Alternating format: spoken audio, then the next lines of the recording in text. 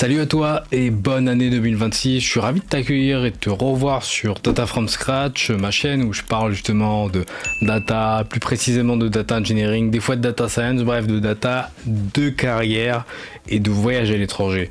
Je suis ravi de te souhaiter bonne année pour cette nouvelle année et pour ce nouveau sujet. Et là dans ma chaîne, tu l'as peut-être vu en 2026, j'ai sorti moins de vidéos parce que je prépare beaucoup de choses, beaucoup de nouveautés, pas mal de projets. Et puis aussi parce que je suis très présent sur LinkedIn, donc n'hésite pas à me rajouter sur LinkedIn. J'ai parlé à plus de 300 personnes l'année dernière, donc vraiment n'hésite pas, je suis pas gêné de te parler sur LinkedIn. Il se peut que je mette quelques temps à répondre, mais en tout cas tu auras une réponse. Et aussi j'ai mon service d'accompagnement Bootcamp, avec lequel j'ai accompagné plus de 100 personnes depuis que j'ai lancé.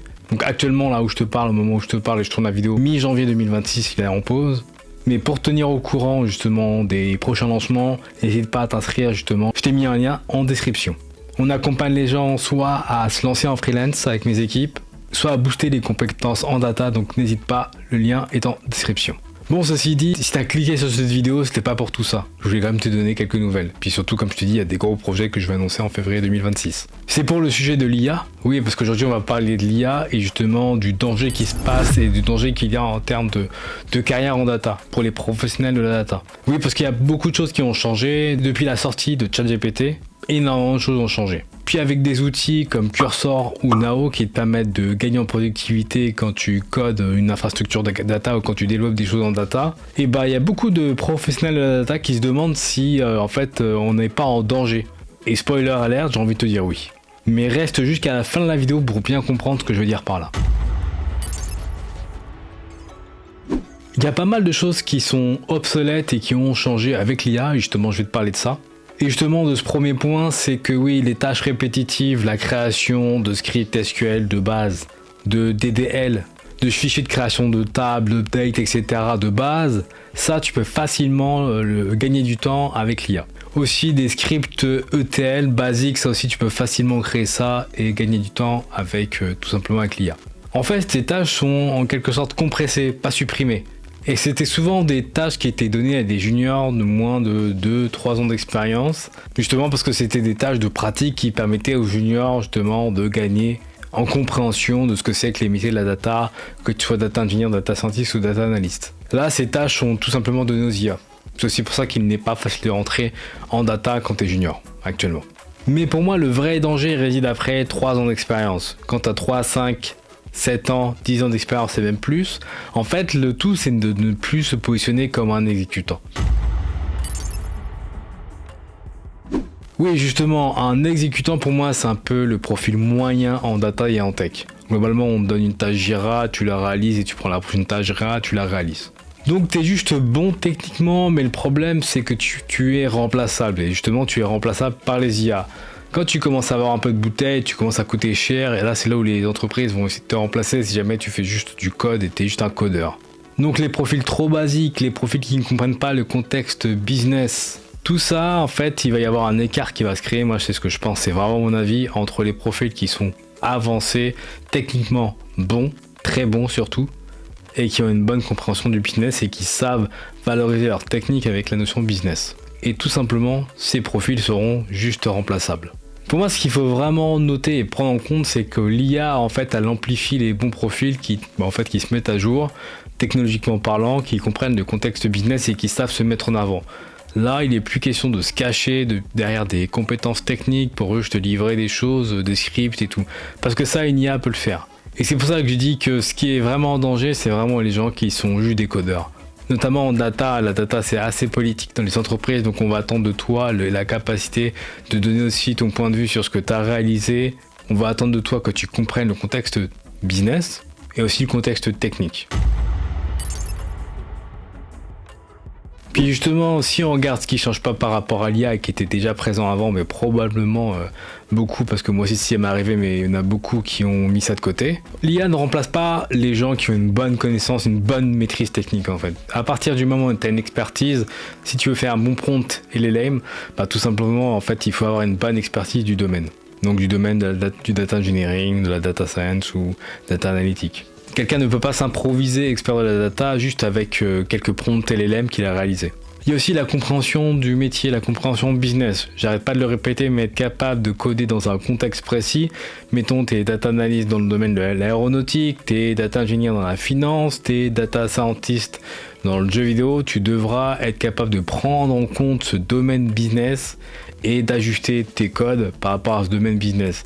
C'est quelque chose qui était déjà présent avant, mais en fait qui était trop sous-estimé de mon point de vue. Beaucoup de développeurs se cachaient derrière le fait de juste livrer du code à partir des tâches Jira, mais ça c'est plus possible. En tout cas, je le déconseille fortement. Parce que ce qui ne se voit pas n'a pas de valeur. Ça c'est comme ça que ça marche en entreprise. Autre chose aussi qui est important, c'est le ownership, donc c'est la capacité de prendre les responsabilités et la création de valeur. Et la création de confiance. Quand tu es data engineer, data scientist ou data analyst, tu travailles avec d'autres personnes dans ton équipe et tu dois être capable de créer de la confiance et garantir que ce que tu réalises fonctionne et valide dans le temps. Et ça, c'est ça qui crée la confiance. Et le ownership, c'est la capacité, comme je dis, de prendre des responsabilités. Donc si quelque chose ne fonctionne pas, être capable d'aller diguer par toi-même sans que quelqu'un en fait te demande de le faire. En fait, c'est tout simplement aussi une question de proactivité. Et puis par rapport à l'IA, il y a des choses en fait qui sont difficilement utilisables par l'IA. Si mettons tu as un modèle de données, un data model qui est mal réalisé, il va falloir qu'un être humain se penche dessus pour comprendre le contexte business et le représenter dans un data model tout simplement. Ça, l'IA elle n'est pas pour l'instant bonne à ma connaissance dessus. Puis aussi la dette technique. Les IA peuvent t'aider à réorganiser une structure de projet, mais il faut quand même être conscient que quand tu as une dette technique, il y a aussi des choix techniques à faire, des mauvaises branches à couper, donc ça il faut être capable de le faire et d'avoir un œil dessus. Et ça, en tant que professionnel de la data, c'est important que tu sois capable de le faire et d'avoir un avis dessus. Donc vraiment, je le répète, mais l'IA accélère les projets quand elle est utilisée en tant qu'assistant, mais elle ne remplace pas les devs les plus compétents. Ça c'est super important. Et puis forcément, tous ces métiers de la data vont évoluer. Tous les ans déjà de base, ils évoluent, mais là avec l'IA, ça évolue encore plus. Donc de manière très factuelle et très crédible, moi je pense que tout simplement les codes from scratch, ça tu peux le faire directement avec un LLM, ChatGPT, Claude, Nao ou Cursor, c'est vraiment ça, ça se fait assez facilement. T'as aussi tout ce qui est petite optimisation, la documentation, les docstrings en Python, tous ces éléments en fait qui aménagent et qui organisent ton code, qui font en sorte que ton code soit plus compréhensible. Là, l'IA va être vraiment efficace pour ça. Par contre, en data, ce qui va être important, moi je le pense vraiment, c'est d'avoir une vision beaucoup plus macro des métiers de la data ou d'une infrastructure data platform. Concrètement, c'est qu'un data engineer soit capable tout simplement de comprendre les différents composants, que ce soit en gestion, transformation, stockage, mais à un niveau autant micro, donc le code, que macro. Donc la data architecture. Donc finalement, la data architecture ne sera plus juste pour les data architectes, mais aussi, je pense, pour beaucoup de professionnels de la data. En tout cas, les profils les plus techniques. Data engineer, les analytic engineers, les ML engineers, les data scientists. Tous ces postes, justement, qui sont proches de la technique. Aussi, il va falloir une mère avec des expertises encore plus pointues. Comme on va gagner en efficacité, justement par rapport à la création de code, il sera plus simple d'aller vers de l'expertise et d'aller creuser sur la technologie. Moi, c'est aussi ce que je pense. Donc la technique, pour moi, n'est pas prête de disparaître. Par contre, qui dit technique dit aussi des arbitrages et des choix d'architecture, d'infrastructure à faire. Et donc les profils qui seront aussi assez convoités, pour moi, c'est ceux qui sont capables de faire ces choix, d'expliquer pourquoi, réduire les coûts, donc faire de la FinOps, tout en prenant en compte le besoin métier. Et vraiment, pour moi, je le répète, mais on te paye pas pour coder juste, on te paye pour justement prendre des décisions. Et ça, c'est quelque chose que moi, en tant que lead, c'est mon quotidien, c'est prendre des décisions. En tant que lead ou staff engineer, c'est prendre des décisions pour aiguiller les gens.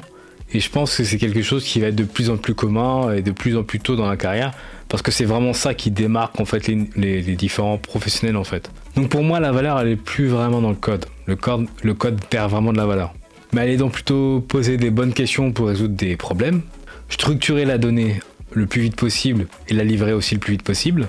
Et quand tu veux structurer de la donnée et la livrer, c'est aussi tout ce qui est qualité de données, comment structurer, comment transformer de la donnée pour qu'elle soit de qualité en fonction du contexte.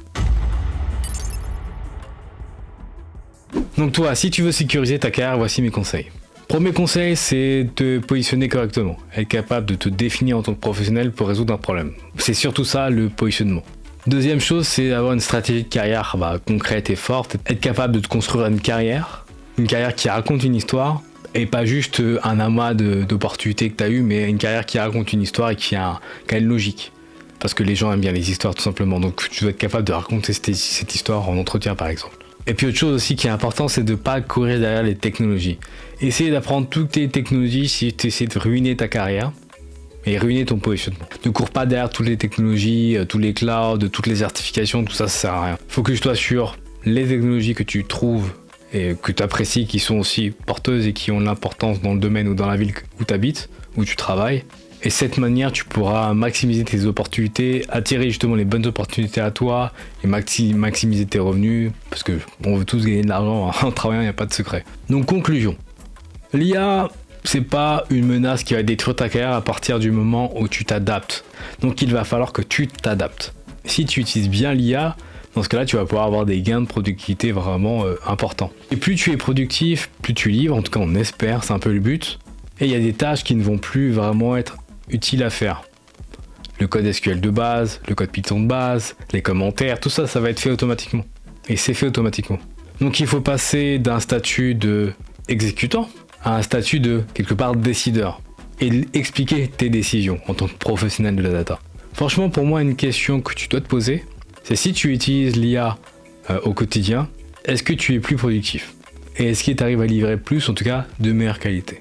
Pour moi, c'est vraiment une question que tu dois te poser et qui va te permettre justement d'évoluer dans ta carrière et de prendre de plus en plus de responsabilités si tu le souhaites ou de partir en freelance si tu le souhaites. Bref, c'est bénéfique, c'est un win-win pour tout le monde, si c'est bien utilisé. Sur ce, c'était Willis pour Data From Scratch pour cette première vidéo de l'année 2026. Ça m'a fait plaisir de te revoir. Il y a pas mal de surprises qui arrivent en 2026. Reste connecté ici. Je suis présent sur LinkedIn. Pour ceux qui sont intéressés par rapport au bootcamp qui va drastiquement évoluer, le lien est en description. Vous serez averti de l'ouverture, sans souci. Et je vous dis à la prochaine. Bye.